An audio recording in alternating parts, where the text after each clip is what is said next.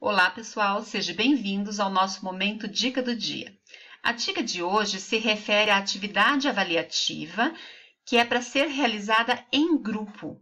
Então, a atividade foi nomeada por P1 e tem como título Construindo a Equação de Fenômenos da Área de Negócio. Bom, vou explicar um pouquinho sobre essa atividade. Então, veja, para essa atividade você fará parte de uma equipe de até 5 integrantes. Ela terá como base o fórum de discussão, causa e consequência que ocorreu na primeira e segunda semana de curso.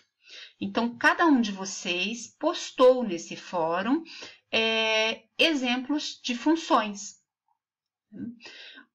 Cada equipe irá eleger uma das aplicações definidas ali. Então, o grupo deve eleger a ideia mais apropriada, ok? Dos exemplos citados pelos membros da equipe.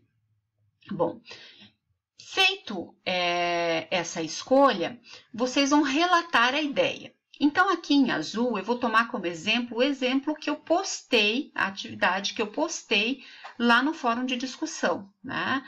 Eu coloquei um problema de venda de doces. E aqui eu detalhei um pouquinho mais, mas mesmo assim fui bem direta ao ponto. Ou seja, venda de doces realizada por uma estudante do curso de gastronomia. Então, relatei do que se refere a essa função.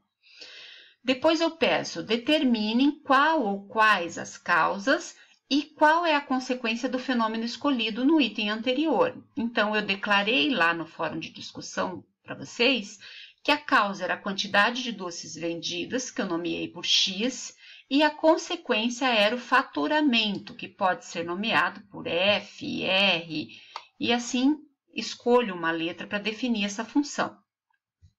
Vou alterar até aqui para F, que acho que descreve melhor a questão faturamento.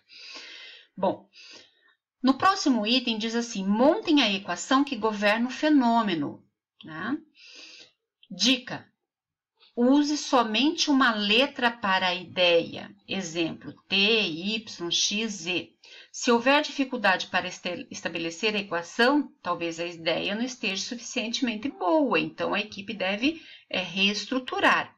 Mas o exemplo está bem simples, diz assim, ó, sabendo que o preço de cada doce é R$3, o faturamento será definido por f de x igual a 3 vezes o x, ou seja, 3 vezes a quantidade de doce vendido. Ok? No item 7, eu peço determine a que conjunto numérico pertence causa e consequência.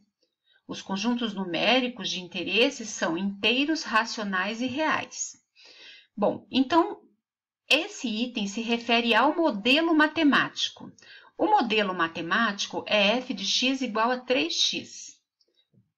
Com relação ao conjunto que define a causa, eu coloquei que é o conjunto de todos os números reais. Por quê? Porque como eu estou falando aqui do modelo matemático, observe que eu consigo multiplicar por 3 qualquer número real. Tá? Então, eu tenho 3 vezes um número real, sempre vai ser possível realizar essa operação. Né? A consequência é o resultado que eu vou obter, é o valor da f do x escolhido. Então, o que eu vou obter como resposta quando eu substituo um número real na posição do x? Eu vou obter qualquer número real. Então, observe que se eu substituir, trocar x por zero, o resultado vai dar zero. Se eu substituir x por um valor inteiro, vai dar inteiro. Um valor negativo, vai dar negativo. Se eu substituir o x por um valor positivo, vai dar positivo. Né? Se eu substituir o x por um número fracionário, isso vai me dar uma fração como resposta. Então, eu defini tanto a causa quanto a consequência, conjunto de todos os números reais, porque eu estou falando do modelo matemático.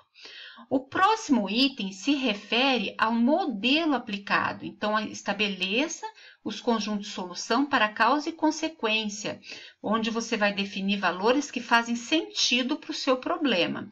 Então, o modelo aplicado é f de x igual a 3x.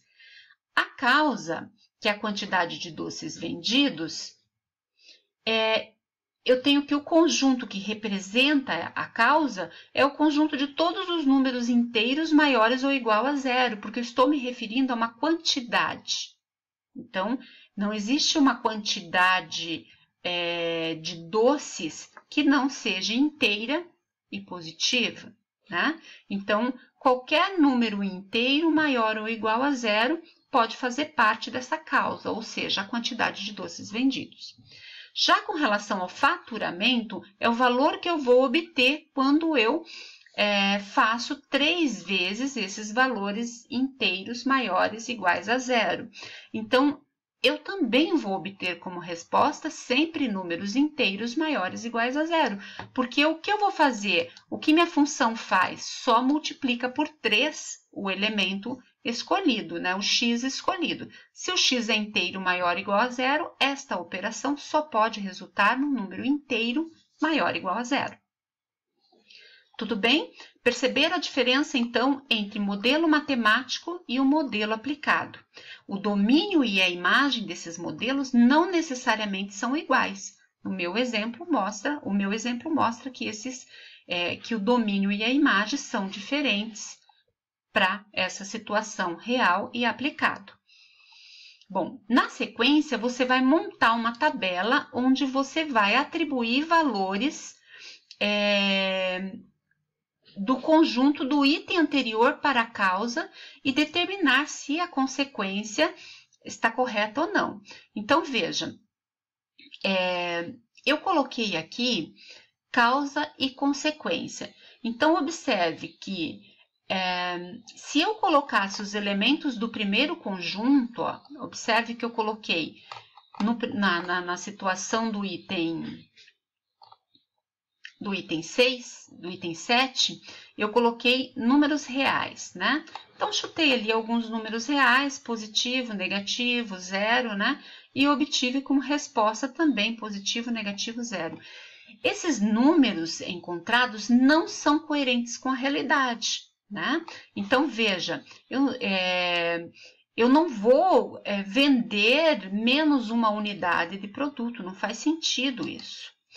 Por isso que aqui eu peço para usar o item anterior, para ver se vocês analisaram corretamente. Então, se eu pegar essa tabela e aplicar isso somente para o item anterior, tá? Que são os valores, veja que eu vou eliminar essa linha, né? Excluir. Então, estou excluindo essa linha de números negativos. Então, observe que eu estou escolhendo somente números inteiros maiores e iguais a zero. Eu obtenho como consequência somente inteiros maiores e iguais a zero. Então, eu posso dizer que os números encontrados são coerentes com os resultados esperados, né? Então, agora, eles são coerentes com a realidade. Ou seja, eu tenho aqui quantidade de doces vendidos positivos e o meu faturamento lógico positivo. Eu vendi os doces, ok? Então, assim, essa aqui é uma pequena observação. Os exemplos de vocês postados lá são exemplos que com certeza são enriquecedores, né? E vão trazer ali uma qualidade muito grande para os trabalhos. Espero que eu tenha ajudado. Um bom trabalho a todos os grupos.